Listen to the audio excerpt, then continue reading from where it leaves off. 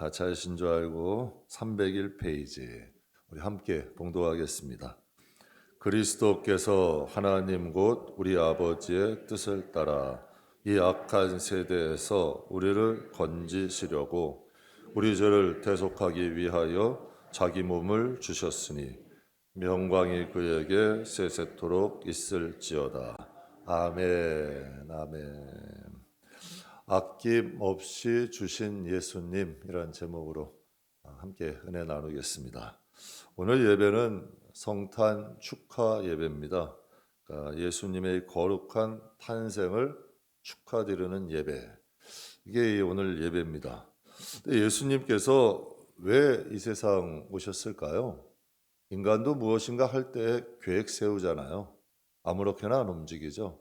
하루에도 일과가 있고 1년 계획을 세우고 어떤 분은 인생을 계획을 세우기도 합니다. 하나님이 오셨어요. 여러분 왕입니다. 그분은 하나님은 온 천하 만물을 다스리는 왕이잖아요. 그분이 인간의 모습으로 오셨어요. 목적 없이 오시진 않았겠죠. 이유 없이 오시진 않았겠죠. 그럼 그분이 오신 이유가 무엇일까? 여러분과 함께 좀 살펴보고 은혜 나누고자 합니다. 그분이 오신 목적 첫 번째는 길을 만들러 오셨습니다. 길이라는 것은 여러분 사람이 다니는 곳이죠.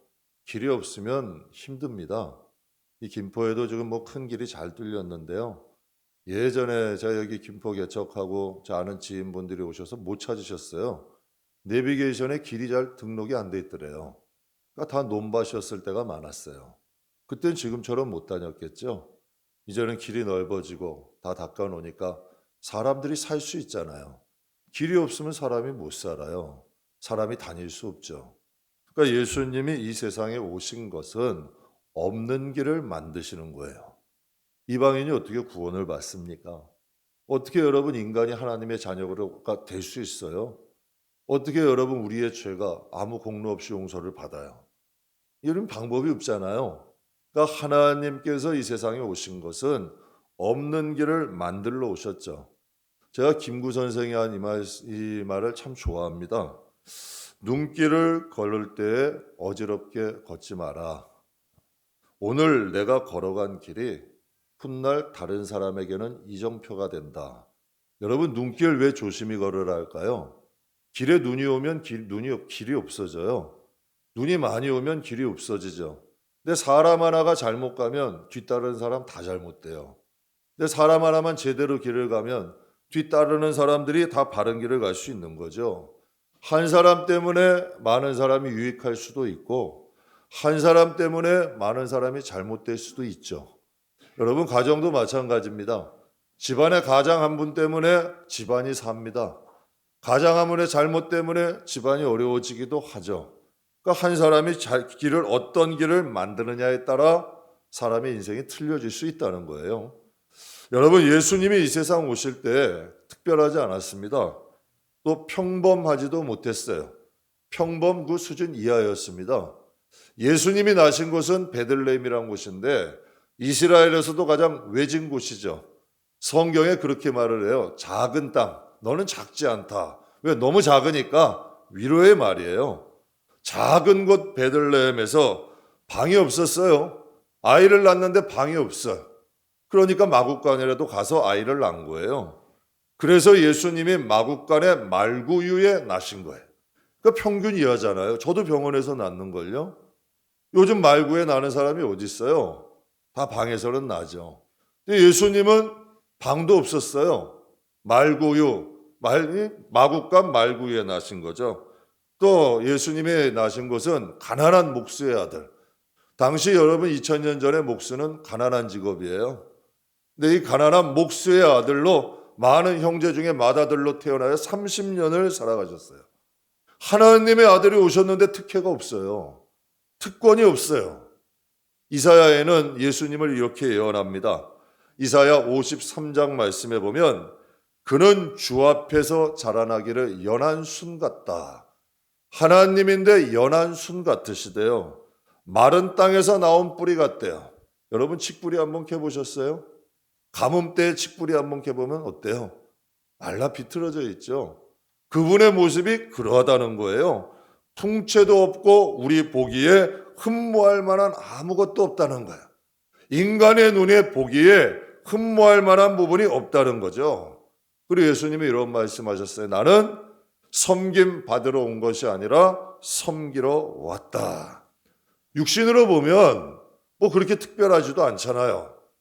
육신으로 보면 평균 이하의 삶을 사셨어요.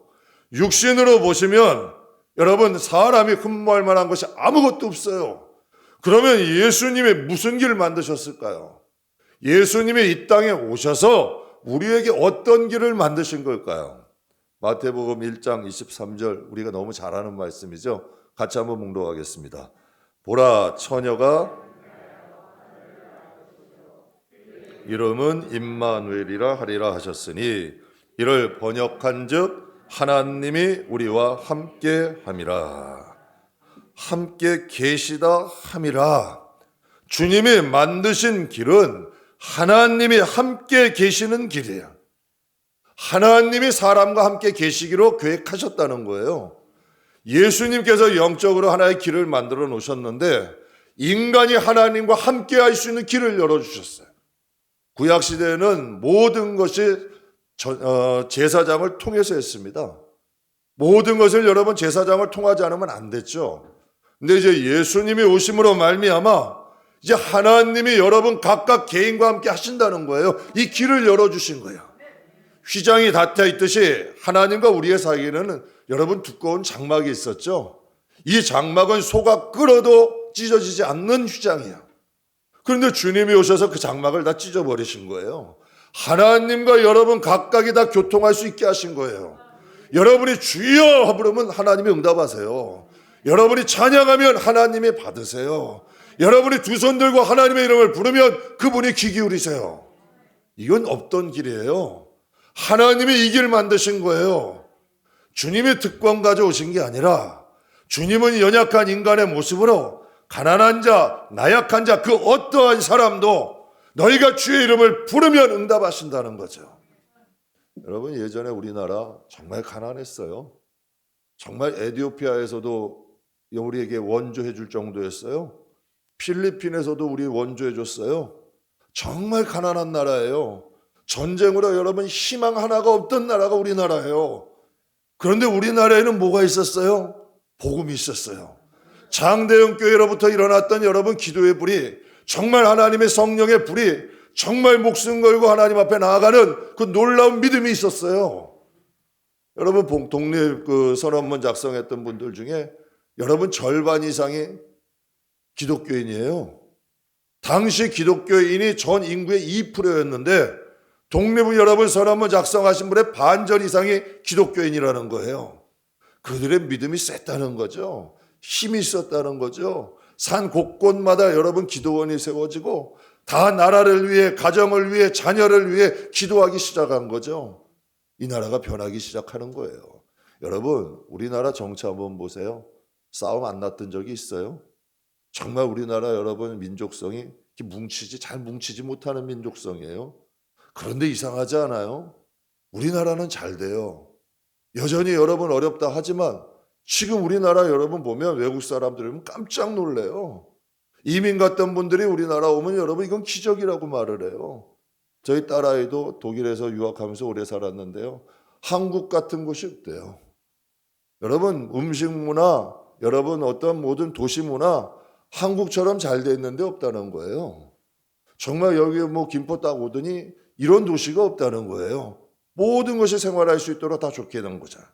그러니까 하나님께서 여러분 이 나라 정말 하나님이 축복하신 나라 아니에요? 하나님이 은혜 베푸신 거예요. 애국가에조차도 하나님이 넣으셨잖아요. 하나님이 보호하사 정말 이 땅을 하나님이 보호하시니 놀라운 역사가 일어나잖아요. 하나님이 우리 주님이 이 땅에 오셔서 만드신 길은 각각의 영혼이 하나님을 만날 수 있는 길을 열어주신 거야. 누구든지 예수를 믿기만 하면 하나님이 함께 하시는 역사가 일어나는 거죠. 그러니까 주님을 영접한 사람은 임마누엘이에요. 주님을 믿는 사람이 임마누엘이에요. 주님을 영접한 사람이 임마누엘이에요. 하나님이 너희와 함께 계시다. 할렐루야. 요한복음 14장에 이런 말씀 있죠. 예수께서 이르시되 내가 곧 길이요 진리요 생명이니 나로 말미암지 않고는 아버지께 올 자가 없느니라. 너희가 나를 알았더라면 내 아버지도 알았으리로다. 이제부터는 너희가 그를 알고 또 보았느니라. 아들을 만난 사람은 하나님을 만난 거예요. 아들이 보이기 시작하는 사람은 하나님을 알게 된 거죠. 이게 영적인 비밀이죠. 정말 여러분 주님을 영접하고 주님을 만나고 성령으로 거듭나면 하나님을 알게 돼요. 하나님을 섬기게 되죠. 하나님을 보았다고 말을 해요. 그래서 예수님께서 오셔서 이런 말씀하셨죠. 너희 귀는 들음으로 너희 눈은 봄으로 복이 있다. 여러분 우리가 복이 있는 사람이에요. 성탄절날 주님 오심을 예배할 수 있는 이 은혜, 이거 축복이죠. 하나님 나라를 바라보고 영으로 하나님을 바라보며 나아갈 수 있는 이 은혜, 이거 주님이 열어주신 길이에요. 여러분 우리 기독교가 초창기에 들어왔을 때요, 얼마나 사람들이 핍박했어요. 미친 사람이라고 했어요. 귀신 들린 사람이라고 했어요. 왜? 하나님을 섬기니까. 성령으로 거듭나면 하나님이 아버지가 되잖아요. 자기가 설명할 수가 없는 길이야. 그러니까 어떤 애가 그랬대요. 한 중학생 애가 교회를 다니는데 교회 다니지 않는 친구가 와가지고, 야, 너 교회 다닌다며? 예수님이 물 위를 걸었다며? 뭐 한 발이 빠질 것 같으면 한 발 되고, 한 발이 빠질 것 같으면 한 발 되고, 뭐 그렇게 걸었니? 그러면서 이 놀렸다는 거예요, 중학생 애가. 근데 여러분 이 중학생, 이 예수를 믿는 애가 이 마음에서 그런 말을 했대요. 야, 그럼 물에 빠지는 신을 너는 믿니? 물에 빠지는 게 어떻게 신이니? 하나님은 물에 빠지지 않는 분이라는 거죠. 야, 어떻게 신통하지 않아요? 어린아이도 여러분 중학생이 그러한 말을 할 수 있다는 거, 그의 마음에 하나님 지혜 주신 거죠. 정말 그 어린아이에게도 믿음이 살아있는 거예요. 정말 하나님이 함께 하신다는 확신이 있는 거죠. 구원은 다른 길이 없어요. 여러분 구원받는 다른 이름 주신 적도 없고요. 유명한 자, 특별한 자, 유능한 자가 구원받는 것 아닙니다. 여러분 구원이라는 것은 주님이 함께 하시는 자, 하나님이 함께 하시는 자에게 구원이 있죠. 임마누엘에게 구원이 있는 거예요.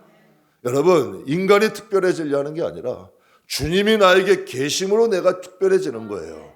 내 재능이 있고 내가 유능하고 내가 무엇인가 다른 사람보다 나아서 특별해지는 게 아니라 임마누엘 주님이 나와 함께 하심으로 여러분이 특별해지는 거죠. 그러니까 그 길을 만들러 오신 거예요. 정말 우리가 부족하고 연약하지만 우리 안에 주님이 오셔서 정말 이렇게 하나님을 경배하게 하고 하나님을 예배하게 하고 주님 오심을 축하하는 이 자리에서 함께 경배할 수 있다. 이게 하나님의 특별한 은혜죠. 여러분 임마누엘, 그 사람에게 하나님은 나타나시고 그곳에 하나님의 영생이 있다는 것을 기억하시기를 바랍니다. 그럼 두 번째로 예수님이 이 세상에 오신 이유 무엇일까요? 아낌없이 주로 오셨어요. 주님은 우리에게 요구하시는 분이 아니라 주로 오시는 분입니다. 여러분 어린아이의 그 오병이어의 기적 아시죠? 그거 어떻게 생겨난 줄 아세요? 어린아이가 가지고 있던 보리떡 5개, 물고기 2마리 뺏어가지고 한 거예요. 그냥 예수님이 축복하신 게 아니라 어린아이가 예수님께 그 동산에 간다 그러니까 부모가 도시락 싸줬어요. 여러분 이스라엘 물고기는 크지 않아요. 한 손바닥 많았더라고요. 제가 가보니까 작아요. 그 여러분 보리떡 5개라 그래서 거창하지 않아요. 보리떡 5개, 물고기 2마리, 어린아이가 한 번 먹을 수 있는 양이에요. 그걸 가지고 있는데 그 어린아이가 그거 헌신한 거예요. 그거 하나님께 드린 거예요. 거기를 축사하시니까 그 5,000명, 당시에 약 2만 명 됐다 그래요. 여자들, 노인분까지. 그래서 그들이 다 먹고도 12바구니가 남았대. 12바구니 어떻게 했을까요? 이건 성경에는 안 나오는데 제 생각인데 어린아이가 싸가지 않았을까? 뭐 그렇게 이제 생각을 합니다. 이건 제 생각이에요. 어린아이 거 뺏었으니까 그냥은 안 보내셨을 거 아니에요. 사랑하는 성도 여러분, 하나님은 뺏으시는 분이 아니에요. 주시는 하나님이지. 한 알의 밀알이 썩으면 반드시 우리에게 희생을 요구하실 때가 있어요. 헌신을 요구하실 때도 있죠. 왜? 너희가 죽으면 30배, 60배, 100배로 얻게 하신다는 거예요. 하나님은 주시는 분이죠. 어른들이 이런 말을 한번 하시더라고요. 굴비는 버릴 게 없대. 굴비는 머리까지 다 먹는데요. 정말 머리까지도 다 먹더라고요. 이렇게 빨아서도 먹고. 그러니까 뼈, 내장까지도 다 먹는다는 거예요. 또 어떤 분은 소도 버릴 게 없대요. 평생 논밭 갈잖아요, 소. 죽어서 여러분 고기는 사람에게 주고 내장도 주잖아요. 뼈는 어때요? 뼈도 여러분 사람의 뼈와 건강에 유익하기 위한 여러분 좋은 보양식 되잖아요. 소도 아낌없이 줘요. 물고기도 아낌없이 줘요. 나무는 어때요? 나무가 홍수 막아줍니다. 나무가 많아야 습도 조절이 됩니다. 나무는 이산화탄소를 마시고 산소를 내뱉습니다. 여러분이 앉아 계시는 것도 나무고 제가 있는 설교하는 이 당단도 나무입니다. 다 아낌없이 주잖아요. 다 주는 거예요. 나무가 열매 맺지만 스스로 먹지 않아요. 꽃이 여러분 피지만 자기를 위해 피는 게 아니에요. 다 인간들 아니에요. 우리 좋으라고 피는 거잖아요. 하나님께서 인간을 위해 만드셨고 주셨잖아요. 다 아낌없이 주는 거예요. 근데 여러분 예수님도 아낌없이 주러 오셨어요.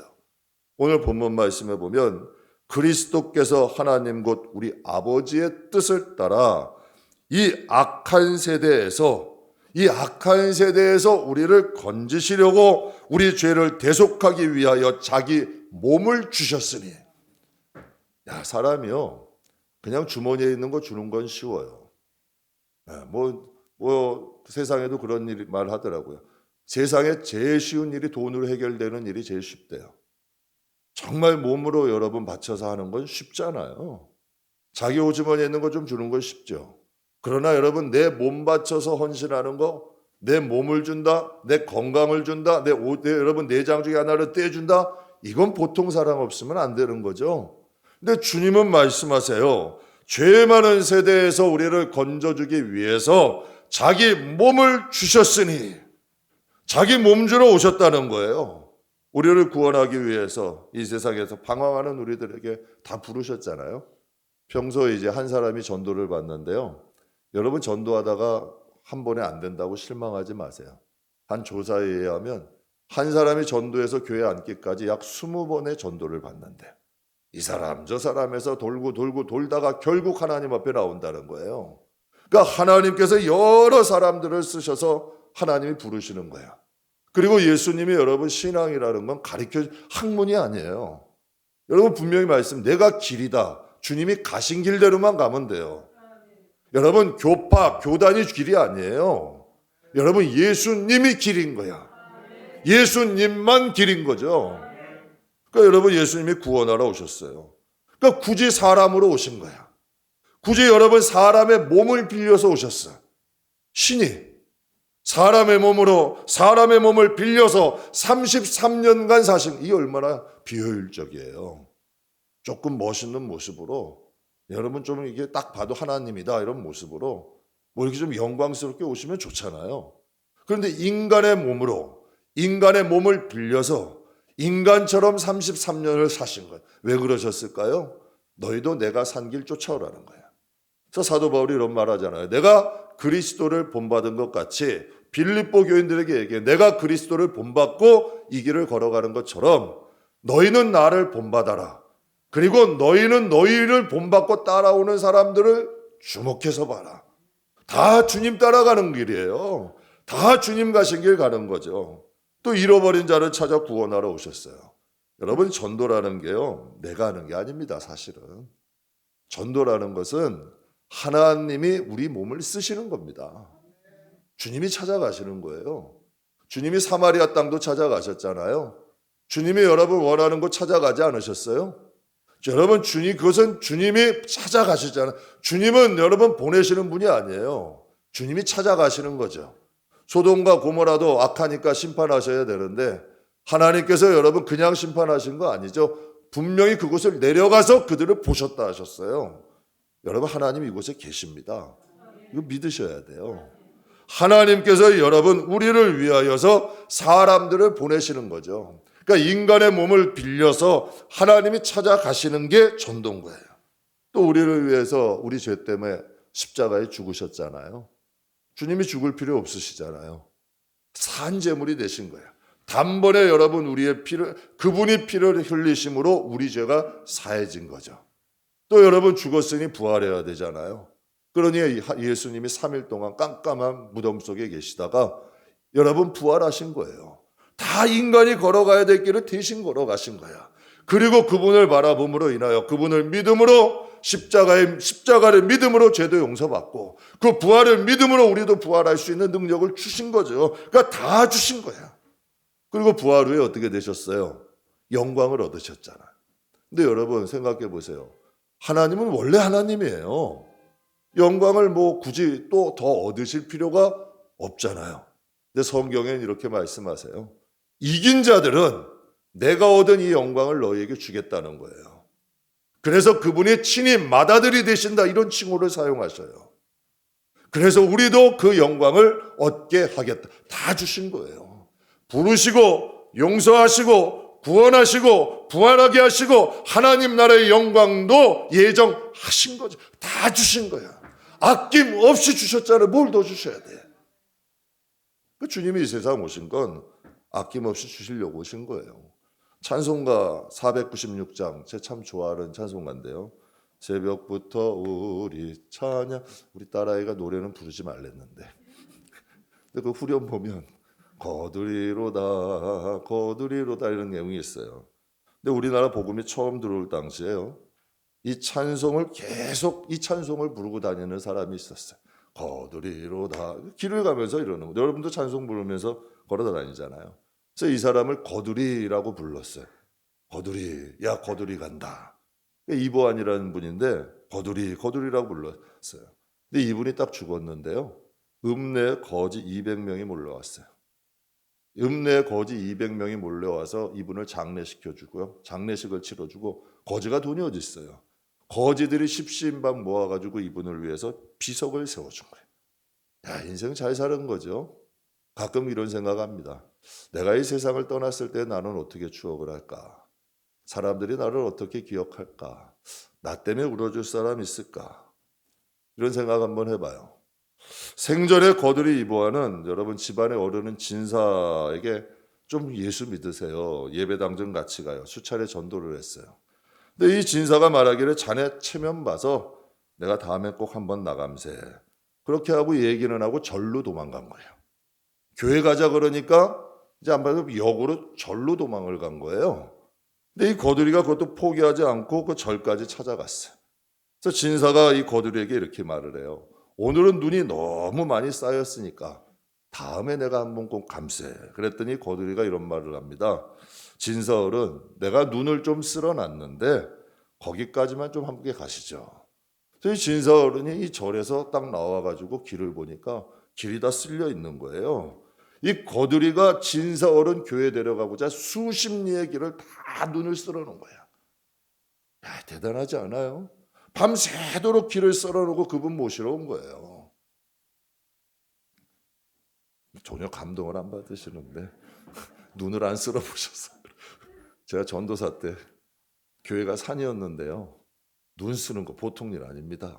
수십 리의 길에 눈을 쓸어놓은 거예요. 여러분 길을 알려주는 건 누구나 다 할 수 있죠.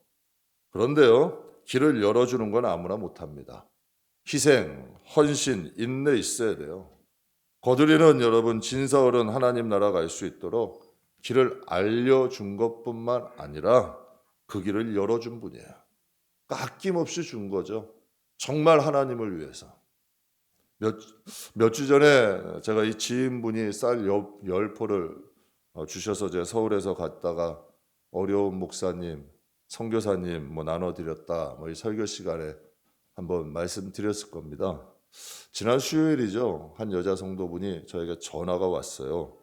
연세가 많으신 분인데 살림이 넉넉하지는 않으세요. 열심히 일하시면서 성실히 사는 분인데 저에게 이런 말씀하시더라고요. 전화로. 목사님, 설교 때 말씀하신 그 쌀 전달해 주신 그 아파서 입원하신 선교사님 지금 좀 어떠신가요? 그게 마음에 이제 좀 담아 놓으셨던 거예요. 그래서 이런 말씀을 하세요. 목사님, 제가 마음이 너무 아파서 견딜 수가 없어요. 제가 이 마음이 너무 아파요. 그분 생각하면. 많지는 않지만 그분께 좀 전달해 주세요. 그래서 교회 계좌로 50만 원을 보내셨더라고요. 제가 바로 보내드렸어요. 거기에. 그분께는 적지 않은 큰 돈입니다. 그래서 제가 생각했어요. 그 선교사님이 아파서 입원한 게 그분께 그렇게 마음 아플 일인가요? 그 선교사님이 마음 아파서 입원하신 게 그분의 마음에 그렇게 견딜 수 없을 정도로 아프고 견디지 못할 일이냐는 얘기죠. 그분이 이런 말씀 저에게 하시더라고요. 목사님, 제가 좀 신앙이 잘한 것 같아요. 당신도 어렵지만 내가 이렇게 섬길 수 있다는 것이 너무 행복합니다. 제가 이걸 느꼈어요. 임마누엘이에요. 임마누엘. 그 마음이 아파한 것은 그분이 아파한 게 아니죠. 그분 안에 하나님이 아파하시니까 그분의 마음도 아픈 거예요. 임마누엘이에요. 그분 마음에는 하나님이 계신 거예요. 여러분, 아낌없이 주시는 그 주님이 그분 마음 안에 계시는 거죠. 사랑하는 성도 여러분, 주님께서 이 세상에 오신 이유는 아낌없이 주러 오셨습니다.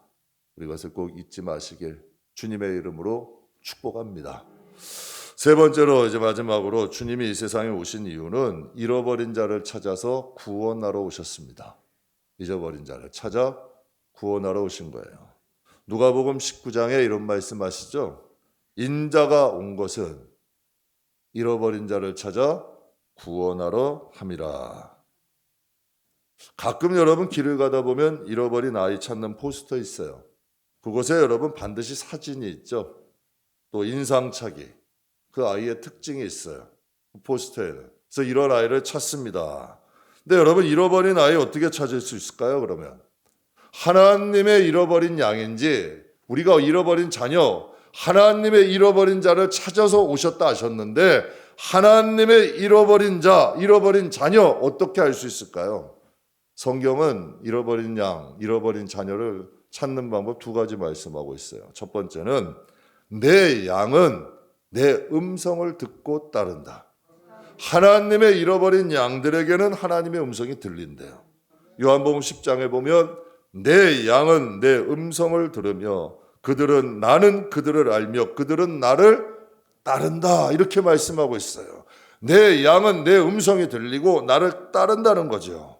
수요일날 이런 말씀드렸습니다. 하나님은 영이셔요. 그러니까 예배하는 자는 하나님의 영으로 예배해야 돼요. 즉 여러분 하나님의 영이 임한 사람에게 하나님의 음성이 들리는 거예요. 성경이 하나님의 말씀이라 그러면 세상 사람들은 미쳤다 그래요. 서울대에서 한 사람이 이제 전도하는 사람에게 그랬대요. 당신은 이 한 책을 믿느냐? 나는 철학가나 유명한 사람들이 했던 이 여러 가지 책을 믿는다. 하나님의 성경이나 세상 유명한 사람들이 늘 쓴 책이나 그들에겐 똑같이 보인다는 거예요. 그런데 하나님의 영이 임한 하나님의 자녀들에게는 하나님의 말씀은 곧 하나님인 거죠. 그러니까 하나님의 음성이 들리게 되고 그 음성을 따르게 되는 거예요. 사랑하는 성도 여러분, 하나님의 잃어버린 자녀, 하나님의 자녀는 하나님의 잃어버린 아들은 누굴까요? 그 음성이 들립니다. 그리고 그 들리는 음성대로 따라가게 되죠. 이것은요, 사람의 의지로 안 됩니다. 정말 하나님이 힘주시지 않고 하나님이 함께하지 아니하시면 절대로 불가능한 일이죠. 그래서 성경에서 이러한 자를 하나님이 낳은 자다 이런 표현을 삼으셨어요. 두 번째로 알 수 있는 방법은 예배자예요. 우리가 하나님의 잃어버린 자녀, 제가 성도를 볼 때요, 정말 하나님이 사랑하신다, 하나님이 함께 하신다, 정말 저 사람에게는 하나님이 함께 하신다는 것을 측량한 하나의 기준이 있어요. 예배에 임하는 자세, 그분들이 예배를 어떻게 생각하느냐, 이게 가장 중요해요. 그분이 부자건 많이 배웠건 무엇이라건 상관없어요. 가난하건 어떠하든 상관없어요. 정말 그들에게 예배가 무엇이냐, 이게 가장 중요한 기준이 되는 거예요. 그래서 요한복음 4장에 이런 말씀이 있죠. 하나님께 참되게 예배하는 자들은 영과 진리로 예배할 때가 오나니 곧 이때라 아버지께서 자기에게 이렇게 예배하는 자들을 찾으시느니라. 하나님이 친히 찾는다고 하셨어요. 하나님이 예배자들, 이렇게 예배하는 자들을 친히 찾아가신다는 거죠. 사람들이 생일날 생일 잔치하죠. 생일 파티하죠. 파티 때는 어떤 거 하나요? 맛있는 음식 먹고 사람들 불러가지고 여러분 교제하고 즐거운 시간 보냅니다. 근데 오늘은 이 성탄절 주님 오신 날이에요. 근데 왜 우리는 성탄 축하 예배를 드릴까요? 왜 잔치가 아니라 예배를 드릴까요? 성경에 보면 노아가 홍수가 끝나고 난 다음 노아가 처음 한 일이 예배입니다. 홍수 그 어마어마한 일을 겪고 나서 노아가 처음 한 일이 제단을 쌓고 하나님 예배합니다. 여호수아가 큰 전쟁에서 승리하고 처음 한 일이 예배입니다. 큰 전쟁 이후에 한 일이 예배예요. 여러분, 예배라는 것은 하나님과 함께 즐기는 축제입니다. 여러분, 육신의 잔치, 육신으로 잔치할 때는 뭐가 있어야 돼요? 세 가지가 있어야 돼요. 크게 잔치할 때 음식이 있어야 돼요. 마실 게 있어야 돼요. 음료수를 마시던 세상 사람들에게는 술을 마시건 마실 게 있어야 되고, 마지막 하나 손님이 있어야 돼요. 손님이 없으면 잔치가 안 되잖아요. 먹을 게 있어야 되고 마실 게 있어야 되고, 여러분 또 사람이 있어야 돼요. 영적인 잔치는 뭘까요? 여러분, 하나님 말씀이 있어야 돼요. 왜? 말씀이 우리 영들의 양식이다 말씀하셨잖아요. 또 성령이 있어야 돼. 왜? 성령은 세술이라 성경에 말씀하고 있어요. 찬송과 기도를 함께 드리는 것이 영적 잔치예요. 영들의 잔치죠. 육신의 잔치에는 음식이 있어야 되고 마실 게 있어야 되고 사람이 있어야 되죠. 하나님의 잔치, 영적인 축제에는 말씀이 있어야 되고 성령이 있어야 되고 정말 거듭난 성도들이 함께 있어야 돼. 이게 영적인 잔치죠. 가끔 이런 말 들어요. 나는 하나님은 믿어요. 그런데 다만 교회만 안 갈 뿐이에요. 하나님의 잃어버린 양 아닙니다. 하나님이 함께 하시면 예배하게 됩니다. 예배의 특징이 뭘까요? 여러분, 자녀들에게 예배만큼 익숙하고 자연스러운 게 없습니다. 그러나 하나님의 영이 없으면 예배만큼 힘들고 주려운 게 없죠. 그리스의 한 유명한 현인에게 제자가 찾아와 묻었어요.